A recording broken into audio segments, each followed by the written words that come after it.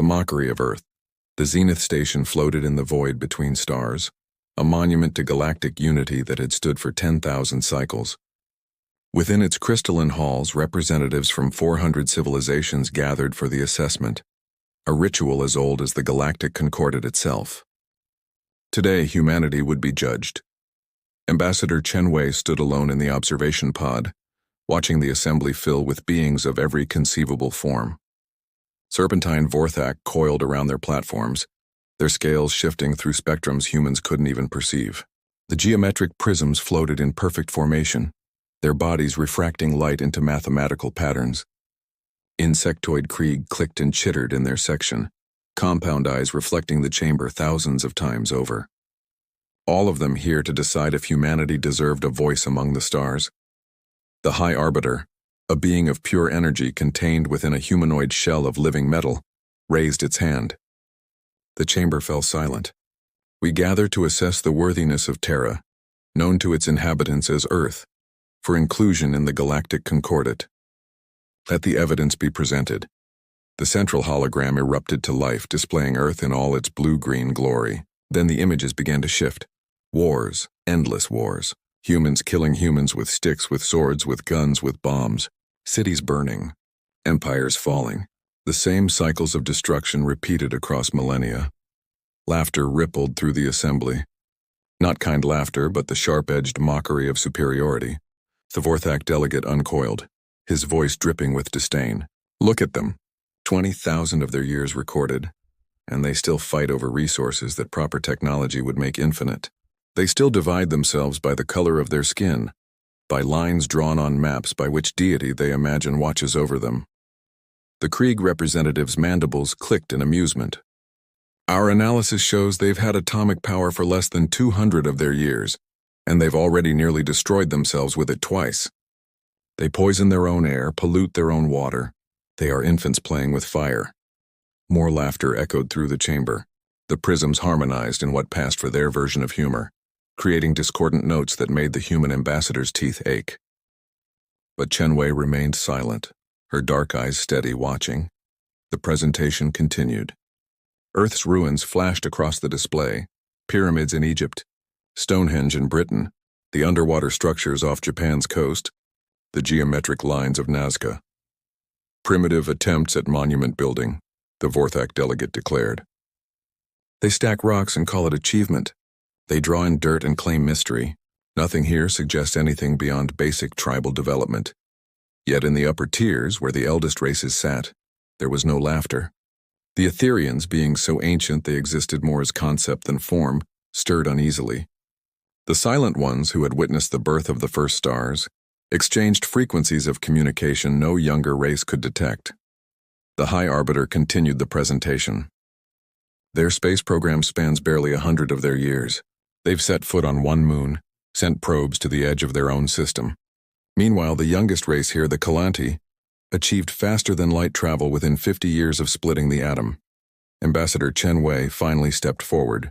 The chamber's attention turned to her, hundreds of alien sensory organs focusing on the lone human. She was unremarkable by any standard.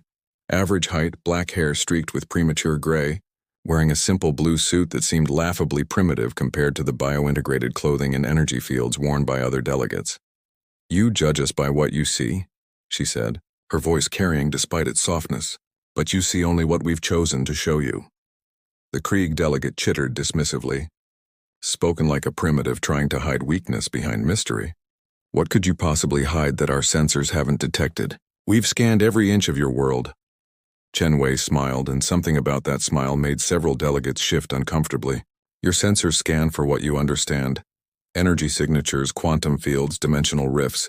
Tell me, when you scanned our ruins, did you notice they all align with stellar positions? Not current positions, but positions from 50,000 years ago? Silence fell across the chamber. The High Arbiter's energy field flickered. That's impossible. Humans have only existed in their current form for 300,000 years according to our fossil record, Chen Wei interrupted. Strange, isn't it? Every other species here evolved gradually over millions of years, but we appeared suddenly, fully formed, with brains capable of quantum mathematics despite spending most of our history hunting with spears. The Vorthak delegate coiled tighter. Evolutionary flukes happen. It means nothing. Perhaps, Chenwei said. She pulled out a small device, primitive by galactic standards, just a simple holographic projector. But explain this. The image that appeared was a cave painting from Lascaux, France. Simple stick figures and animals. The kind of primitive art that had been mocked moments before. But Chenwei zoomed in on the corner, where dots had been carefully placed. This is 40,000 years old. These dots, they're a star map, but not of stars visible from Earth 40,000 years ago. She manipulated the image, overlaying modern star charts. They show the view from a point 16 light-years from Earth, from the Gliese 832 system to be exact. A system humans have never visited. A system we shouldn't even know exists without advanced telescopes. Murmurs rippled through the assembly. The High Arbiter's form solidified slightly, a sign of intense focus. One anomaly means nothing. Perhaps would you like to see more? Chenwei asked. Her fingers danced over the projector. Images flashed by, Sanskrit text describing atomic warfare, Sumerian tablets depicting DNA helixes, Aboriginal Dreamtime stories that perfectly described quantum entanglement, Dogon astronomical knowledge that predated telescopes by millennia. The Etherian delegate materialized more fully than it had in centuries, its voice like stellar wind. Those quantum signatures in your DNA. We noticed them in our scans but assumed they were scanner errors. No species naturally evolves quantum markers in their genetic code. Chenwei nodded slowly. Unless they put them there themselves. The chamber erupted. Delegates shouted in 100 languages, the translation field struggling to keep up. The High Arbiter pulsed with energy, calling for order. What are you suggesting, human? I'm not suggesting anything, Chenwei replied. I'm telling you that you're not looking deep enough. Every species here achieved spaceflight and immediately reached for the stars. We achieved spaceflight and then stopped. We went to our moon a handful of times and then pulled back. Don't you find that odd? The silent ones stirred, their representative speaking for the first time in 1,000 cycles. Its words came not as sound but as direct meaning impressed upon every mind present. The ruins beneath Earth's oceans. They predate the accepted age of your planet. Yes, Chenwei said simply. They do. The Krieg delegate's compound eyes fractured the human's image 1,000 times. Impossible. We've dated your world. 4.5 billion years. You've dated the current surface, Chenwei corrected. Did you scan deeper? Did you check the quantum layer beneath the mantle? Did you wonder why Earth has such an unusually strong magnetic field for a planet its size? The prisms began resonating, their forms shifting through configurations that indicated deep calculation. One of them spoke, its voice like breaking glass. The magnetic field. It's not natural. It's generated. The entire core is artificial, Chenwei finished. A quantum generator wrapped around a controlled singularity. Technology so advanced that you mistook it for nature. The High Arbiter's form was now blazing with intensity. If this is true, if humans possess such technology, why do you live as you do? Why the wars, the suffering, the primitive struggles? Chenwei's expression grew sad. Because we chose to forget. Because sometimes forgetting is the only way to survive what you've done. The only way to become something better than what you were. She turned to address the entire assembly. You look at our history and see primitives learning to make fire. But look closer. Every mythology on Earth speaks of a fall from grace. A paradise lost, gods who walked among men and then left. What if they weren't gods? What if they were us? The awakening truth. The deep space expedition launched within days of Ambassador Chenwei's revelation. A joint task force, Vorthak scientists, Krieg archaeologists, Prism quantum physicists and representatives from a dozen elder races raced toward the coordinates she had provided. 16 light-years from Earth, in the Gliese 832 system that ancient humans had somehow mapped, they found the first proof. It orbited the red dwarf star like a sleeping giant, a structure that defied every law of physics the younger races knew. A ring world, but not just any ring world. This one was woven from compressed space-time itself, its surface area equivalent to 1,000,000 Earths. Dead for eons, but unmistakably human in origin. The DNA locks on its command centers matched perfectly with modern human genetics.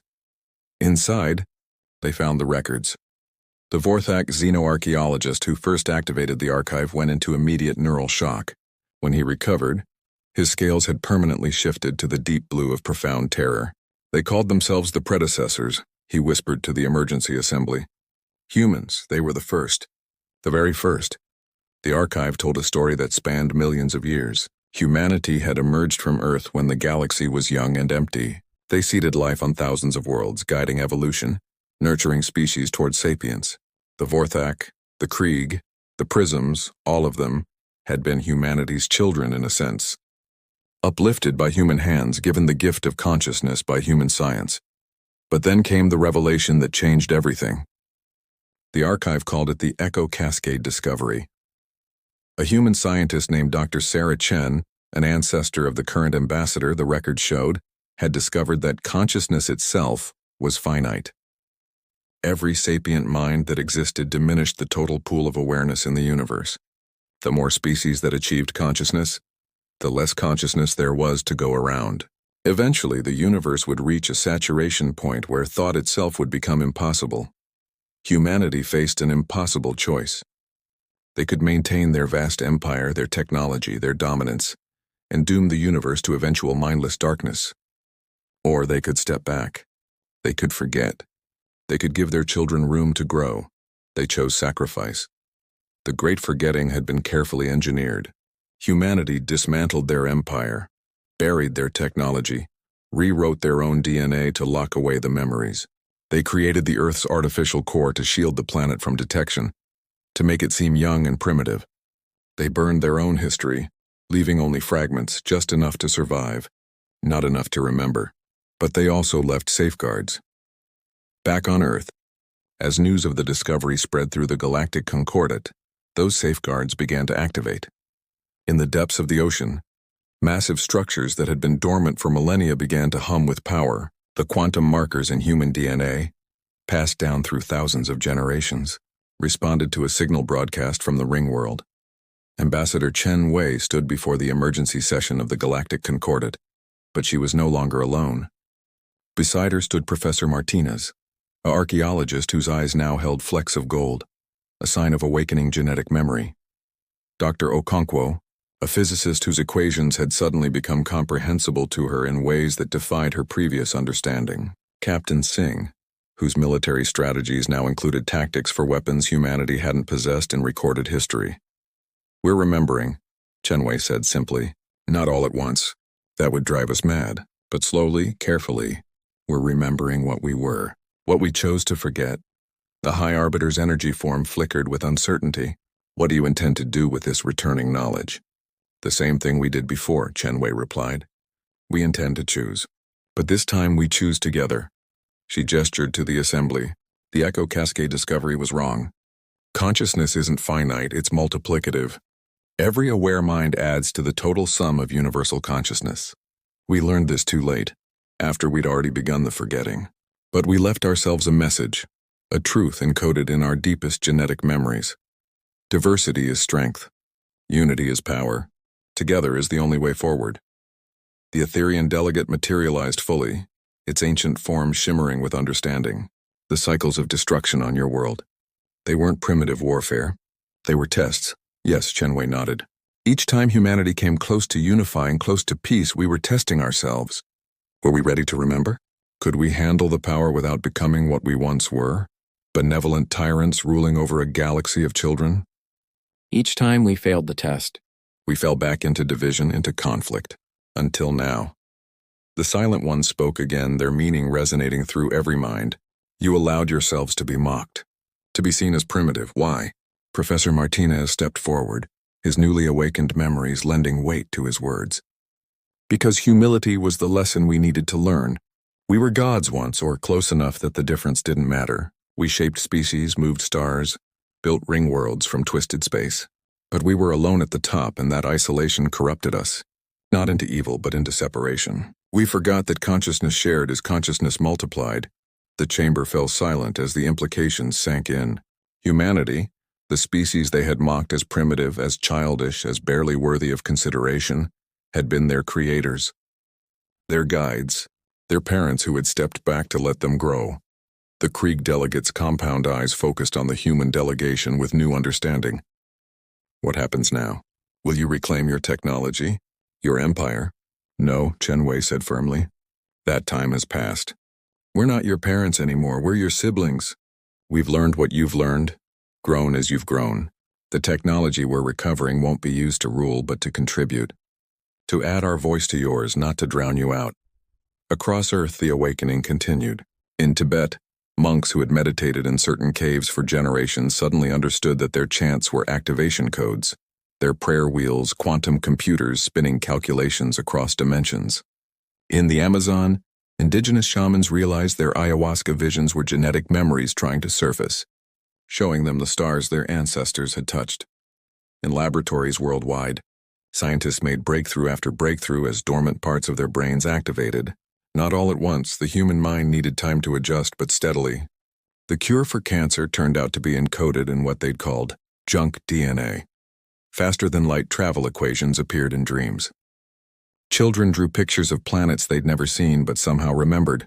But most importantly, humanity began to truly unite. The awakening memories carried with them a bone-deep understanding of what they had lost by choosing division. Wars didn't end overnight, but they began to wind down. Resources were shared more freely as new technologies made scarcity obsolete. The old divisions of race, nation, and creed seemed suddenly quaint, like arguments between children who didn't yet understand they were family. The vote for humanity's admission to the Galactic Concordat was unanimous. But more than that, humanity was offered something unprecedented: the position of elder advisors, recognition of their true history and sacrifice. Chen Wei declined on behalf of Earth. We don't need special positions or recognition. We had our time as leaders and we chose to step down. Now we choose to step forward as equals, as family. In the months that followed, humanity shared their recovering knowledge freely. The quantum generators that powered Earth's core could solve the energy crisis facing a dozen species.